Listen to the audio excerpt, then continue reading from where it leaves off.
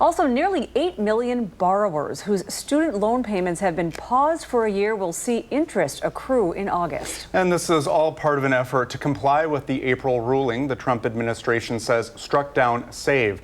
Education Secretary Linda McMahon is urging those borrowers to transition to a different plan. Joining us now with what you need to know, the Wisconsin Coalition of Student Debt's Executive Director, Carole Trone. Welcome to Live at 4, Carole. Yeah, Thank you for having me. Thanks for being here. So do people on the SAVE plan, do they need to start thinking about a transition, and how do they do that? What's the next step? Good question. So certainly everyone should be thinking about it. If every kind of borrower, they need to log into their studentaid.gov account. They should see what all their loans are, see what programs they're in.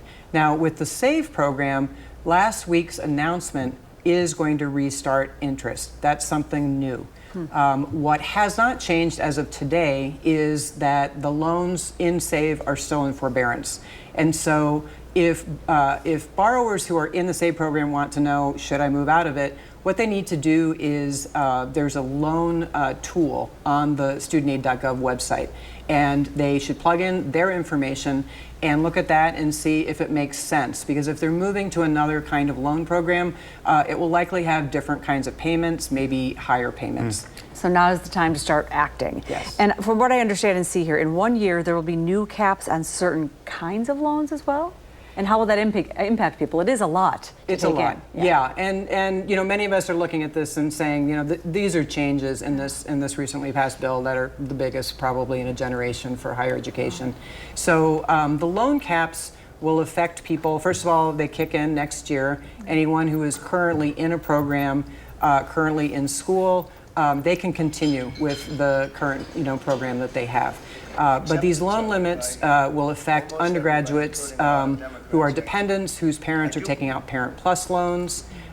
So those will be new caps. And then at the graduate level and professional level. So these will be caps, graduate programs 100,000, professional 200,000.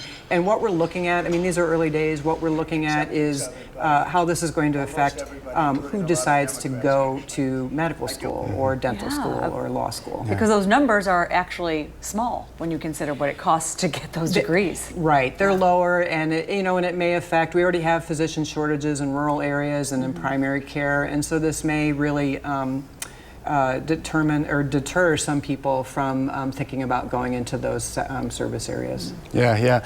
So if I'm a borrower and I'm kind of panicking right now because a lot of this stuff is complicated, is there a helpline or anything that I can call?